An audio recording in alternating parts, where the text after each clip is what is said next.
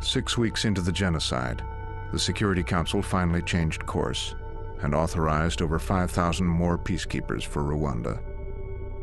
But none were immediately available. The UN doesn't have any troops, we borrow them from governments. And I recall on the Rwanda thing, we approached about 80 governments trying to get offers of troops, and they wouldn't give them to us.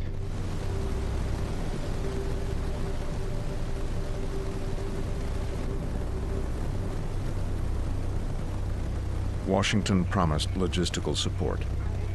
But as bodies flowed out of Rwanda down the rivers of Central Africa, State Department officials struggled to get the Pentagon to act. At one point I had recommended that in response to the hate propaganda radio known as Radio Mille Collines, that the U.S. could use military radio jamming equipment to block those radio transmissions, to take them off the air effectively. One lawyer from the Pentagon made the argument that that would be contrary to the U.S. constitutional protection of freedom of the press, freedom of speech. Truly atrocious that we weren't able to do something because of some legal nicety about international radio conventions. And then the APC thing as sort of emblematic, symptomatic. Washington had agreed to send 50 armored personnel carriers to the UN peacekeepers, but they would take 3 months to arrive.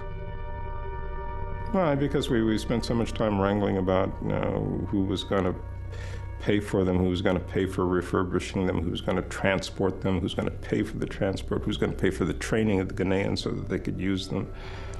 I mean, and again, it's sort of bureaucracy at its very worst, but we couldn't, at our level, we couldn't break through that. Somebody else would have had to intervene to say, this is nonsense, get on with it, do it.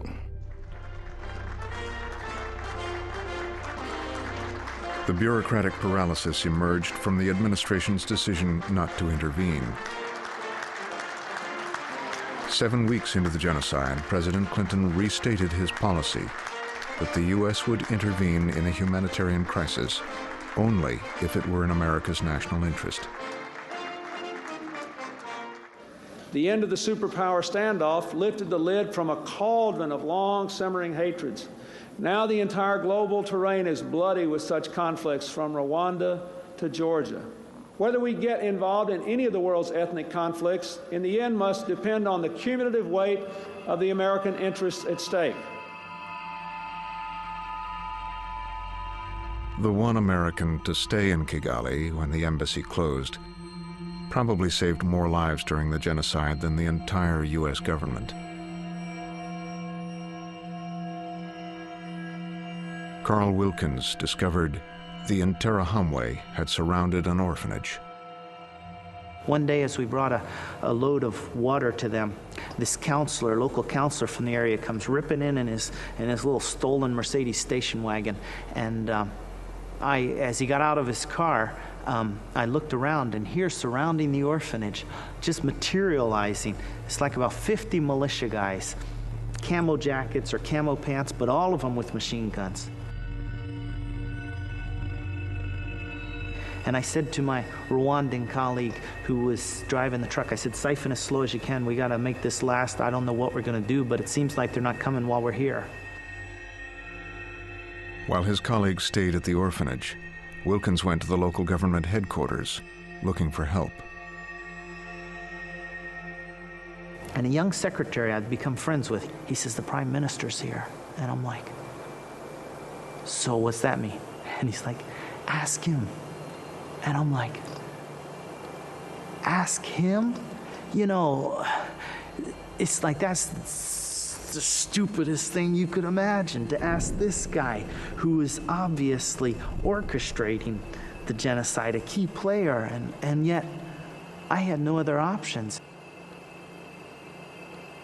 And door opens, everybody snaps to attention, and here comes Kabanda and his group, a little entourage, and they're coming down the hall, and I'm, you know, and I stand up and I put my hand out and I said, Mr. Prime Minister, I'm Carl Wilkins, the director of ADRA. And he stops and he looks at me and then he takes my hand and shakes it. And he said, yeah, I've heard about you and your work. How is it? And I said, well, honestly, sir, it's not very good right now. The orphans at Kasimba are surrounded, and I think there's going to be a massacre if there hasn't been already. Just tell them, you know. And he turns around, talks to some of his aides or whatever. He says, we're aware of the situation, and those orphans are going to be safe. I'll see to it. The orphans were saved. Years later, Prime Minister Kambanda would be convicted of genocide by a UN tribunal. You know, the genocide is so complicated. I was in so many positions that could have been interpreted as compromising or even collaborating with the enemy, huh? You know, who's going to believe someone who goes to court and says, well, actually, I asked Kabanda to help me save some Tutsis? Huh? Who's going to believe that? The stuff in a genocide just turns, and that's why, you know, the thing about this is we got to recognize in each one of us, there's such a potential for good and there's such a potential for evil.